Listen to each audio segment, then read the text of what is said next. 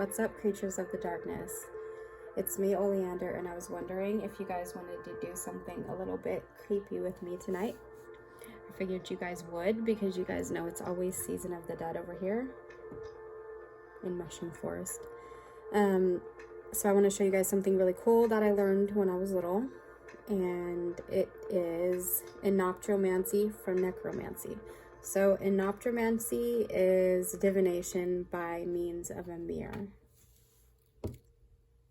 So this is most often done with the light of the moon.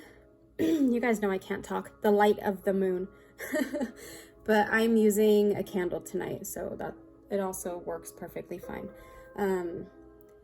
One of the ways that witches of the old used to do this was by looking at the reflection of the moon in the mirror.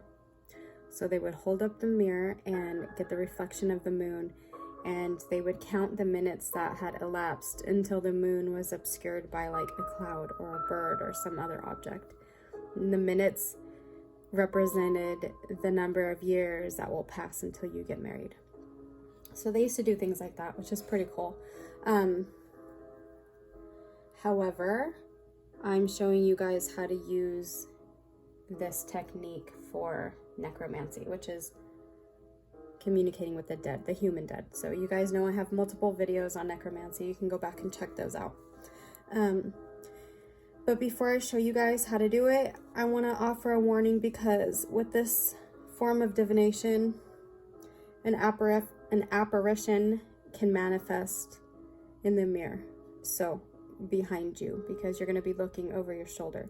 So if that scares you, then this is probably not for you.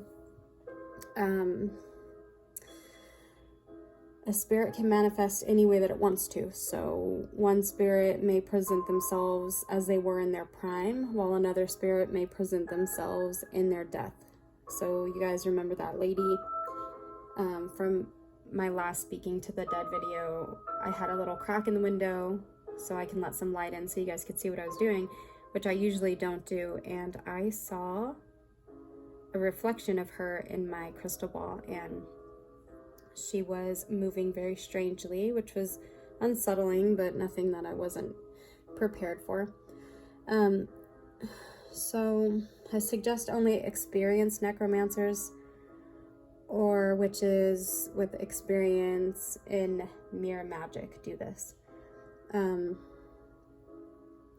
Because you need to respect the spirits. So I mean that, like, not flip out if you see something that you weren't prepared to see. They can get as close to the mirror as they want. They can get right behind you.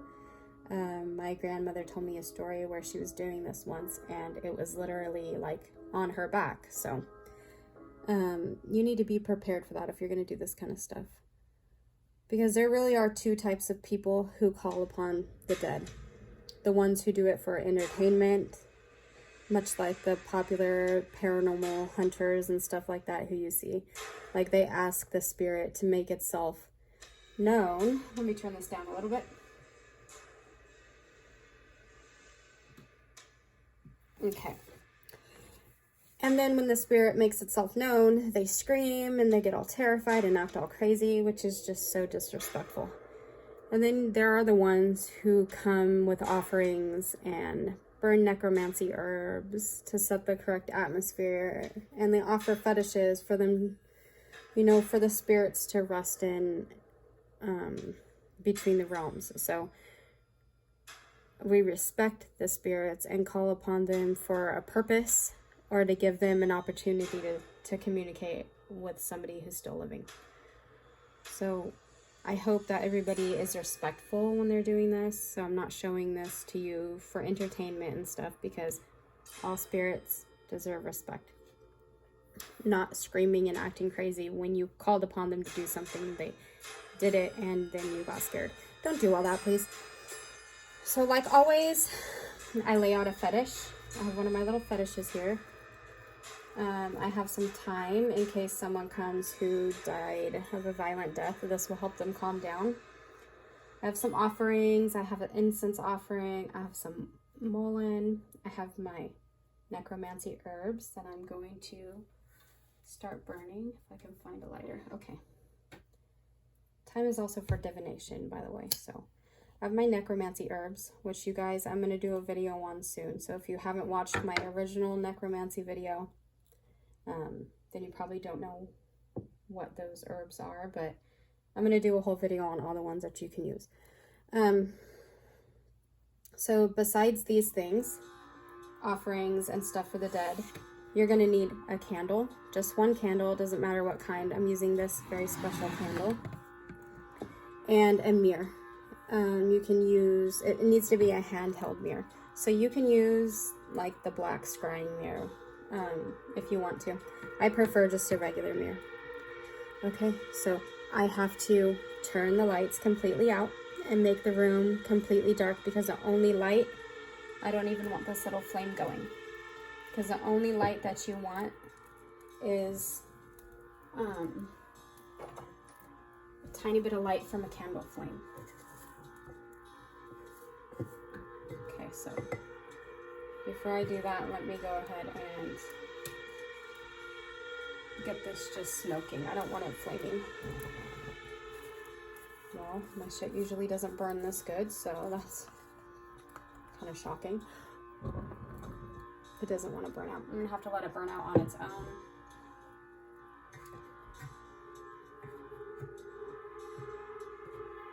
Just want to kind of get the air perfumed, fumigated, whatever, with those herbs, because these are used to draw in the dead. There we go. Okay, so it's smoking pretty good.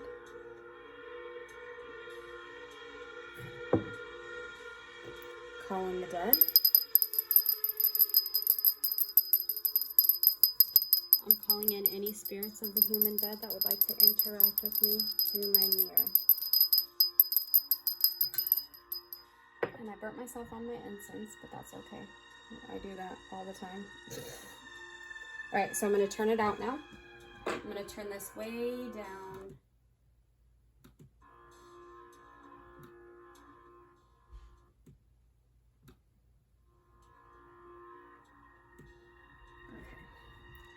Okay. I'm going to kind of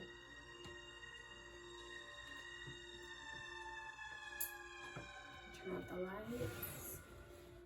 Okay. You're going to move the mirror in front of you, the candle in front of you, and you're going to put the mirror directly in front of the candle at arm's length. And you don't want your whole entire face in the mirror. You just want half of your face and your shoulder. So what I've learned is that putting it over the right shoulder, you usually get more positive spirits. If you put it over the left shoulder, you usually get more negative type spirits. So you guys know me. I'm looking over the left shoulder. So you just sit here very quietly. Use the light from the candle and just stare into the mirror. It could take a while, just stare into it.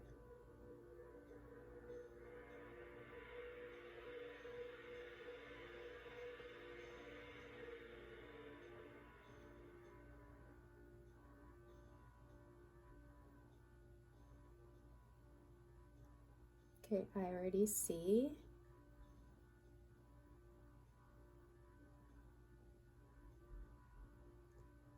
a white woman, Caucasian woman.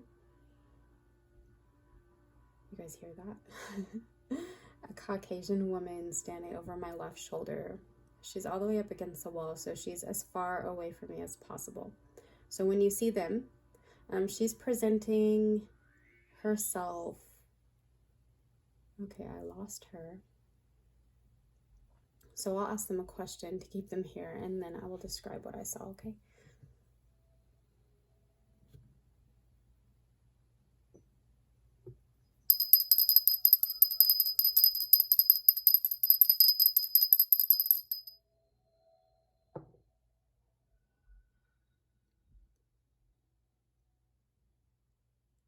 Okay.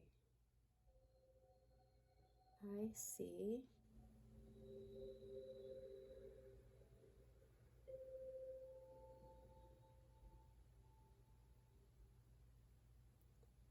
Okay, I see the lady again, but I also see somebody else. Please step forward if you would like to answer a question for me.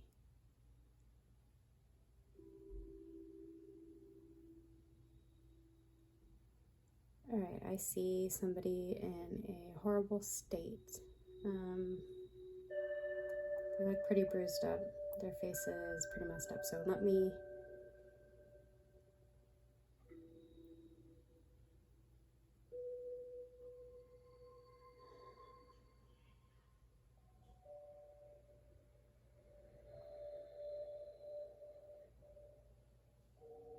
What happened to you?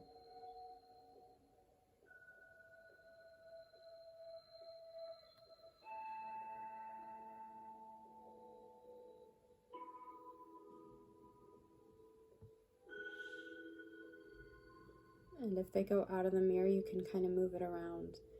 Okay. They're not giving me any auditory or anything. I'm just seeing them, so I'm going to end that one. Thank you. I'm going to go over my right shoulder now because I feel somebody over here. And it's a little boy.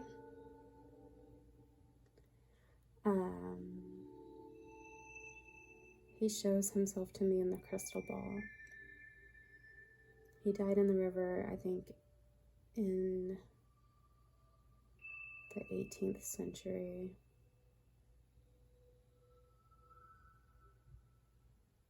He's Native American, and he is one of the spirits that lives in my house. He usually comes if I'm doing necromancy. I have special toys out for him and everything, so this is kind of his home. He's standing pretty close to me, right up behind me, but I feel him often, so I can kind of sense his presence. Okay, let's go back over the left shoulder. Okay, that lady has gotten a lot closer. She's about, let's say, 5 feet from me. What's your name?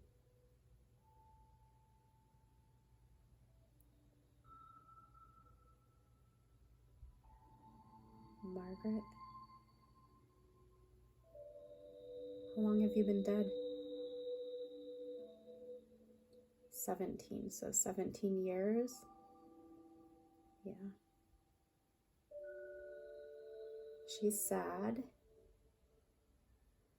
She appears to be about like 30, in her early 30s.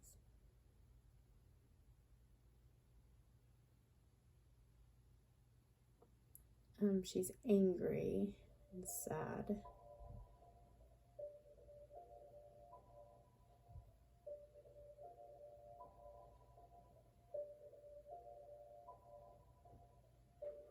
She likes my house, but she does not like humanity. Thank you. All right, so that's it for tonight. I just wanted to show you guys that real quick because, give me a second, let me turn this on. Because I thought that would be fun and something that you guys haven't seen before. I really like this form of divination every once in a while because I don't actually like to see apparitions. I'd rather, you know, get messages through crystal balls from them or cards. But this was my grandmother's go-to. She loved to see apparitions and spirits and all of that, and she used mirrors quite often, so I wanted to honor her by doing that. So yeah, stay tuned. The next video I'm making is going to be on the full moon. I'm going to show you guys how I dress my candles for these full moon curses coming up. So that's it for now. Goodbye.